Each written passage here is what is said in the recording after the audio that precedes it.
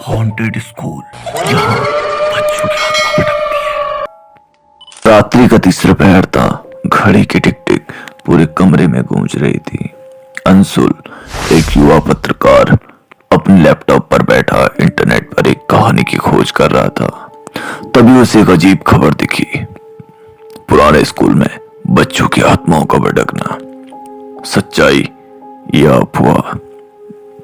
खबर के साथ एक तस्वीर थी। तस्वीर में एक सुनसान बिल्डिंग थी जिसके चारों ओर झाड़ियां उगी हुई थी। तस्वीर के कोने में एक हल्की सी धुंधली सी परछाई दिखाई दे रही थी। अंशुल ने खबर पढ़नी शुरू की। यह स्कूल, जो अब खंडर बन चुका था, 20 साल पहले एक रहस्यमय हादसे के कारण बंद हो गया था। स्कूल के सभी बच्चे और शिक्षक एक दिन अचानक गायब हो गए थे। इसके बाद से ही इस जगह के बारे में अजीब अजीब कहानियां सुनने में आई। अंशुल को कुछ अजीब सा महसूस हुआ। उसने तय किया कि वो इस जगह की सच्चाई का पता लगाएगा। अगले दिन अंशुल अपने दोस्त किरण के साथ स्कूल पहुंचा। स्कूल बिल्डिंग का गेट टूटा हुआ था और हर जगह जंग लगी हुई थी। स्कूल के अंदर जाते ही एक अजीब सी ठंडक का एहसास हुआ। यहाँ तो सच में कुछ अजीब है, किरण ने धीमे स्वर में कहा। अंशुल ने कैमरा ऑन किया और रिकॉर्डिंग शुरू कर दी। स्कूल के अंदर हर कदम पर खौफ था। खाली क्लासरूम में टूटे हुए डेस्क और कुर्सियां पड़ी थी। दीवारों पर बच्चों के निशान दिख रहे थे, जैसे कि किसी ने उन्हें दीवार पर खून से बनाया हो। तभी अंशुल को एक अजीब आवाज सुनाई दी, बच्चों की हंसी। तुमने भी सुना? अंशुल ने किरण से पूछा। किरण ने सहमते हुए सिर हिलाया। दोनों आवाज की दिशा में गए। यह आवाज स्कूल के म्यूजिक रूम से आ रही थी। जैसे उन्होंने दरवाजा खोला, वहां कोई नहीं था, लेकिन पियानो अपने आप बज रहा था। म्यूजिक रूम में अंशुल को एक पुरानी डायरी मिली। यह स्कूल की एक टीचर मिस आसिमा की डायरी थी। डायरी के पन्नों पर लिखा था, स्कूल में कुछ गड़बड़ है। बच्चे अक्सर अजीब हरकतें करते हैं। उन्होंने मुझे बताया कि उन्हें रात में अजीब लोग दिखाई देते हैं।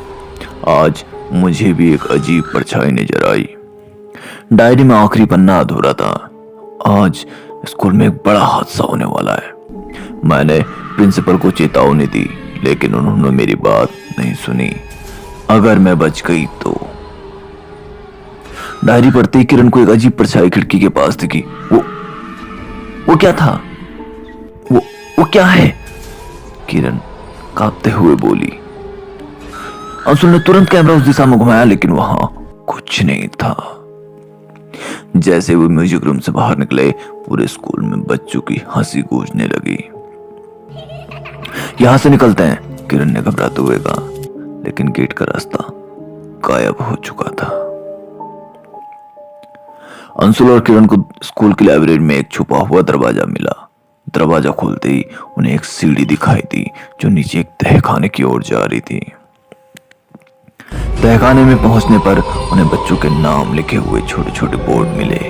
हर बोर्ड के साथ एक खिलौना रखा था। ये क्या हो सकता है? अंशुल ने हैरान होकर पूछा। तभी पीछे से किसी ने कहा, तुम यहां क्यों आए हो? दोनों पलट कर देखा, एक बूढ़ी औरत खड़ी थी। वो खुद को मिस आसिमा बता रही थी। मिस आसिमा ने बताया कि 20 साल पहले इस स्कूल में एक अनहोनी हुई थी। स्कूल के प्रिंसिपल ने एक काला जादू किया था ताकि वो अमर हो सके। इसके लिए उसने बच्चों की बलि दी, लेकिन बच्चों की आत्माएं आज भी यहाँ भटक रही हैं, न्याय के लिए। आपने कुछ क्यों नहीं किया? अंशुल ने पूछा। मिस आसिमा की आंखों में आंसू थे। मैंने कोशिश की, लेकिन वो बहुत शक्तिशाली था। अंशुल ने तय किया कि वह बच्चों की आत्माओं को मुक्त करेगा।